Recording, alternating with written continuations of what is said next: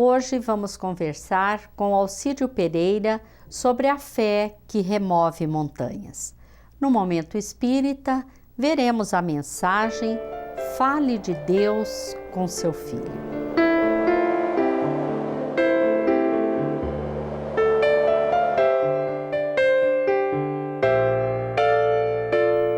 Jesus disse que se tivéssemos a fé do tamanho de um grão de mostarda, diríamos a uma montanha que se movesse daqui para ali e ela se moveria. É um ensinamento simbólico e muito profundo, pois que é impossível transportar uma montanha. Então, de que montanha Jesus falava? Como podemos transportar? Depois do Momento Espírita, vamos refletir com Alcídio Pereira sobre a fé que transporta montanhas. Era uma tarefa de escola, passada para crianças de 6 e 7 anos. Cada um deveria, junto com os pais, observar o céu estrelado à noite e depois representar numa folha de papel o que viram e conversaram através de desenhos e palavras. Um desses meninos convidou seu pai para ajudá-lo. Ambos passaram alguns minutos olhando a noite e conversando, encantados. Como é grande tudo isso, não é, meu filho? E olha que grande parte dessas estrelas, galáxias e planetas nem conseguimos ver assim sem um telescópio.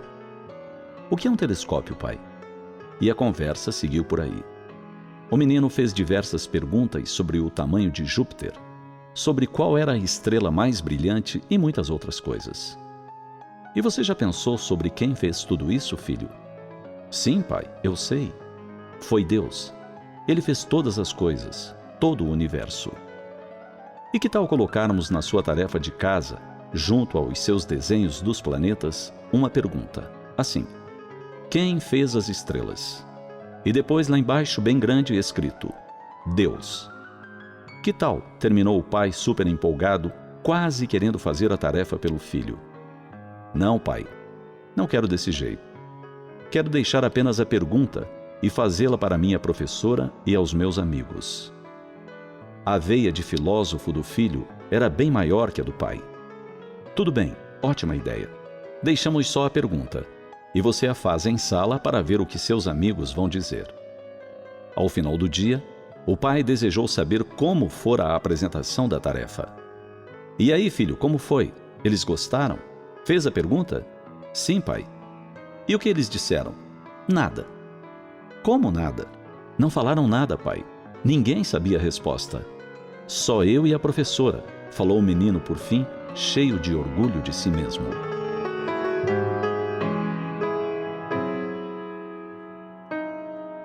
Será que não estamos falando de Deus com nossos filhos?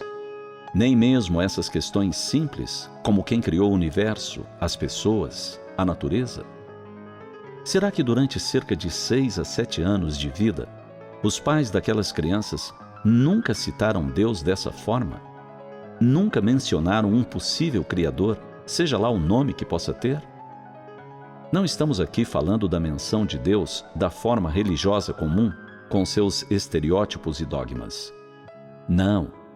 Refletimos, nesse caso, sobre essa ideia de uma força maior, de uma inteligência suprema e causal de tudo o que existe. Certamente as crianças precisam começar a questionar sobre isso desde cedo, sem receber respostas prontas, sem desejar fazer-lhes lavagem cerebral com ideias ininteligíveis sobre a figura divina. As crianças precisam refletir sobre sua origem, seus destinos. Precisam desde cedo entender ou recordar que fazemos parte de algo muito grande e importante.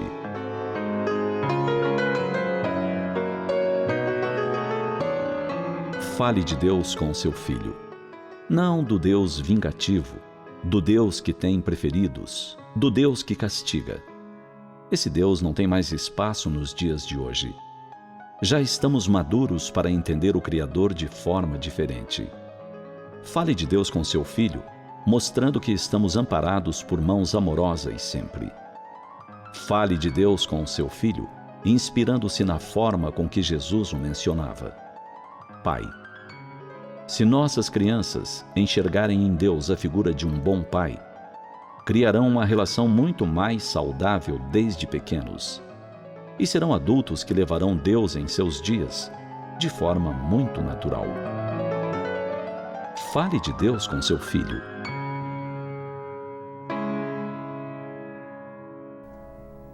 Fale de Deus com seu filho. Esta mensagem está no CD número 27 e é uma realização da Federação Espírita do Paraná. Alcídio Pereira, que é membro da AMEN, Associação Espírita de Maringá, vai nos falar sobre a fé que remove montanhas. Olá, Alcídio, é uma alegria muito grande ter você no programa de hoje.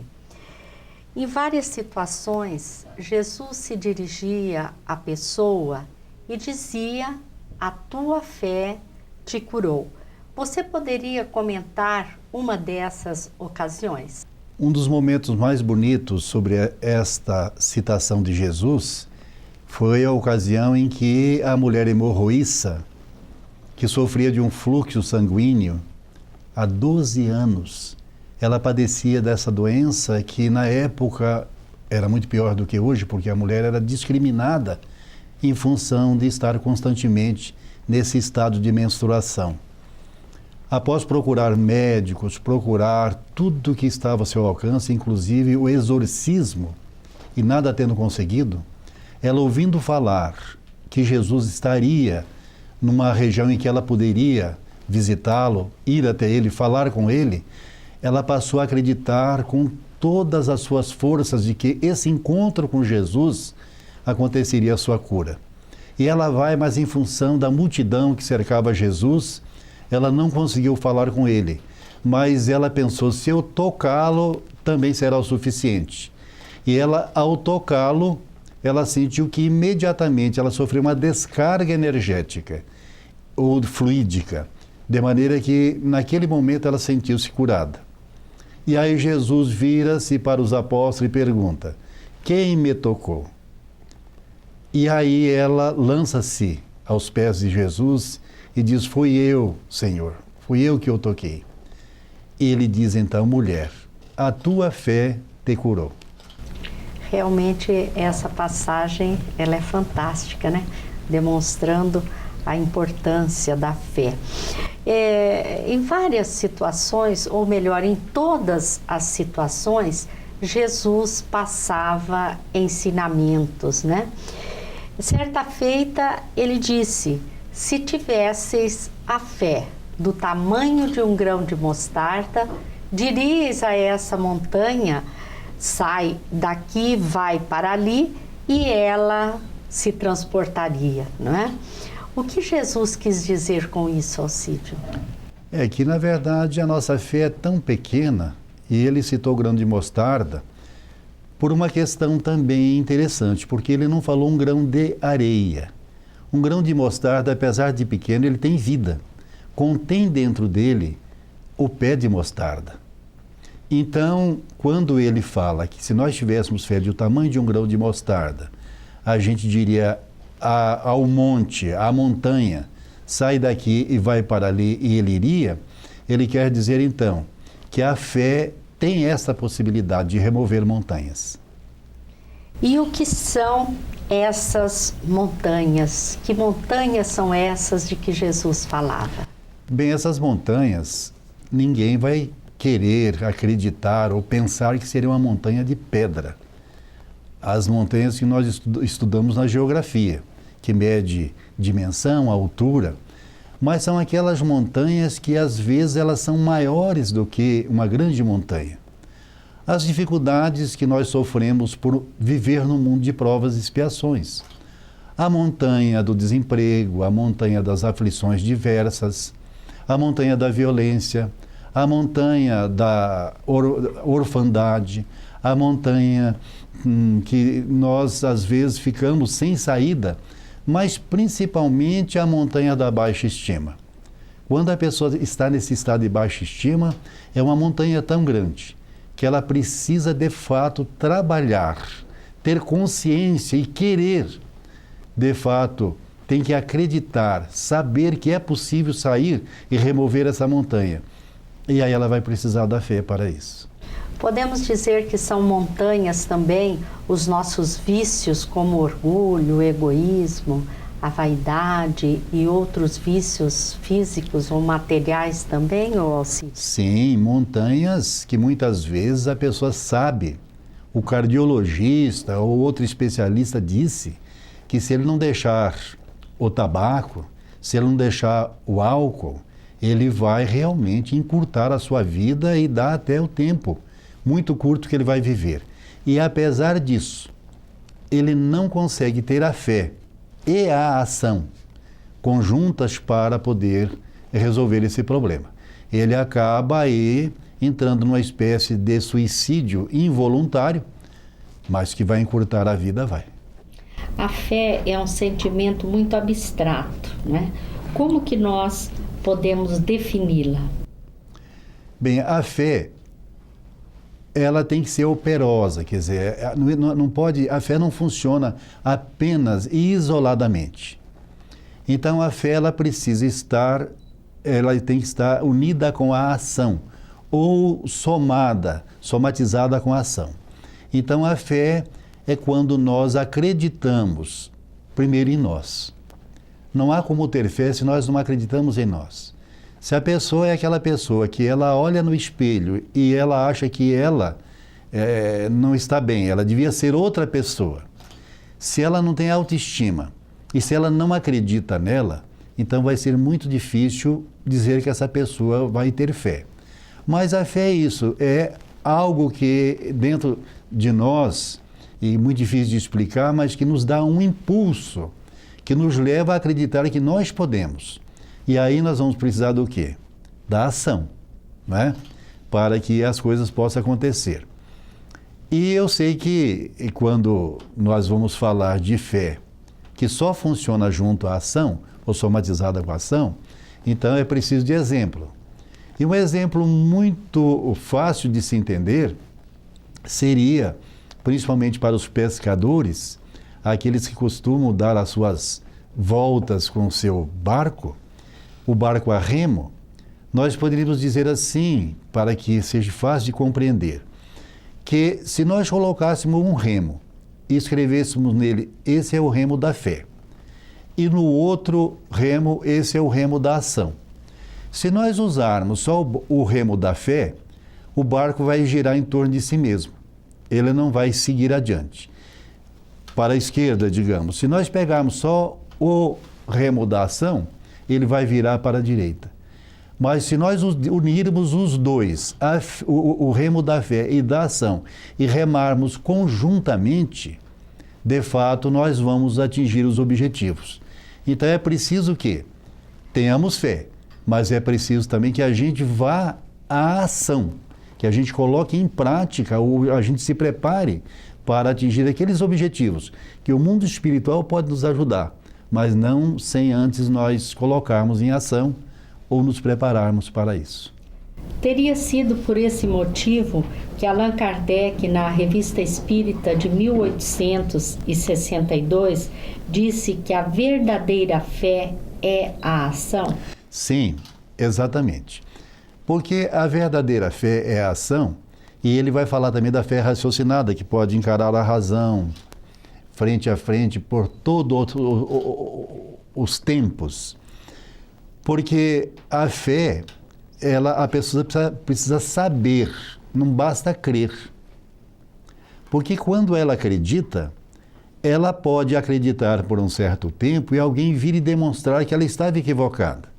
E ela muda. Mas quando ela sabe, ela pesquisou, ela comprovou, ou pelo menos ela pegou de fonte que era uma fonte confiável, cientificamente falando, então ela vai ter uma fé raciocinada. Então daí nós temos um exemplo muito fácil para demonstrar esta possibilidade de que quando a nossa fé não é raciocinada, E você perguntava da fé, que é a ação, né? Uhum. Então, a fé que é a ação, nós podemos lembrar o caso do vestibulando. O vestibulando, ele pode, por exemplo, ter uma grande fé. Ele pode acreditar nele e saber que a fé vai fazer com que ele passe. Mas isso seria o remo da fé. Qual que seria no vestibular o remo da ação? Os meses que ele entrou num grande sacrifício, das renúncias, das noitadas que ele não foi mais, e ficou ali estudando, se preparando. Bom, se ele por um período se preparou, então a ação já está funcionando. No dia do vestibular, ele vai poder, dentro da sua fé, fazer uma oração e pedir ajuda aos benfeitores, que o ajude a lembrar de tudo que ele estudou, dos conteúdos que ele possui. Porque, às vezes, a pessoa vai para o vestibular e ela, mesmo sabendo decor e saltear da matéria, vai dar um nervosismo, vai dar, por exemplo, um descontrole tal que dá branco. E ele não vai se lembrar mesmo das coisas que antes do momento do vestibular ele sabia. Então, ele estudou, a ação está já pronta. Agora ele vai colocar a fé, porque daí os benfeitores vão ajudá-lo a não adivinhar a resposta, mas vai ajudá-lo a se lembrar, porque ele tem méritos, ele tem créditos para tal. Você fez uma referência a crer e saber. Você poderia diferenciar para nós? Sim. Crer, a pessoa acredita e pode, por um motivo ou outro, ela pode deixar de acreditar. Mas quando nós sabemos, é definitivo. Então, quem sabe não vai mudar de ideia. E é muito fácil as pessoas que não sabem, que apenas crer, elas serem enganadas. E nós temos um exemplo aqui na história do Brasil, que nós acreditamos que todos viram lá no primário, quando estudando a história do Brasil, nós vimos que um dos bandeirantes que estava à procura de ouro, ele ouviu falar que no estado de Goiás havia muito ouro. Então ele se dirigiu para lá, fez essa longa viagem de São Paulo até o estado de Goiás, e lá chegando ele percebeu que os índios, de fato, tinham em seus colares pedras de ouro. E aí ele pensou, é só conseguir com esses índios que eles digam onde que está esta jazida que terá resolvido o meu problema. Mas aí os índios calaram o bico, não falaram nada e ele ficou sem saber. Então o que ele fez? Ele pegou aguardente, colocou em uma vasilha e colocou fogo na aguardente e ameaçou os índios de pôr fogo em todos os rios, se eles não falassem para ele onde que estava a jazida, o lugar de onde eles tiraram aquele ouro. Porque eles acreditavam e não sabiam, até então, que a aguardente pode pegar fogo, e eles tiveram que contar, para não ter os rios incendiados, contar onde que estava o ouro. Então, daí nós vemos que são exemplos assim de que a pessoa apenas acredita, ela não sabe. Depois que nós sabemos, a gente não cai mais nas armadilhas. E aí a maravilha da doutrina espírita, por falar tudo aquilo que foi pesquisado e comprovado pelo nosso codificador. Uma outra questão que eu acho importante você retomar é a questão da fé inabalável, pois que Kardec afirmou que não há fé inabalável senão aquela que pode encarar a razão face a face em todas as épocas da humanidade, né? Que fé é essa, Alcídio? É do saber, da certeza, da comprovação. Então, por exemplo, muita gente tem fé que vai sobreviver à morte, que depois desta vida existirá uma outra vida. mas elas apenas, ela sabe filosoficamente. Mas não é o caso da doutrina espírita, que nós espíritas sabemos que a vida continua. Temos fé que a vida vai continuar, que nós estamos investindo, precisamos investir e estamos investindo no nosso crescimento, porque nós teremos uma outra vida. Então, quando a doutrina espírita diz isso, ela diz comprovando que a vida continua. Então, é uma fé baseada naquilo que foi medido, pesado e que comparado, e que na verdade não é apenas a ideia de alguém, mas é hoje, por exemplo, não somente as falas do Kardec, mas a própria ciência, estão aí os cientistas comprovando, inclusive, a diferença entre aquelas pessoas que adoecem e têm fé e oram e acreditam, sabem disso, e daquelas que realmente acham que se o medicamento não curar, ele não tem solução. Allan Kardec disse que o poder da fé pode ser demonstrado direta e especialmente no magnetismo.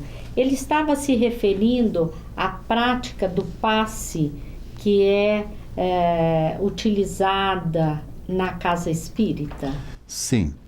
Quando ele falou que quem possui magnetismo normal, ele não falou magnetismo especial, ele cita o magnetismo normal, em querendo, em desejando, em acreditando, em tendo fé, pode curar as pessoas através do magnetismo, que no caso ele se referia ao passe espírita, que nós aplicamos na casa espírita.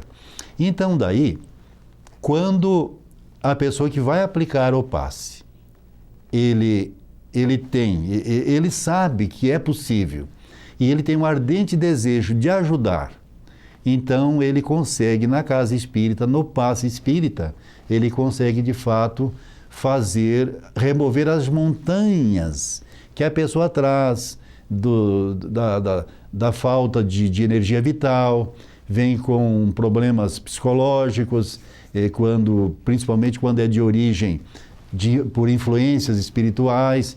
Então, o aplicador de passe, usando esta fé e conhecendo a técnica. Vemos que a fé está muito relacionada à vontade, não é? Muito à vontade. Mas a ação. A ação. Porque nós vemos na casa espírita, digamos, numa reunião em que 30 pessoas vão receber o passe.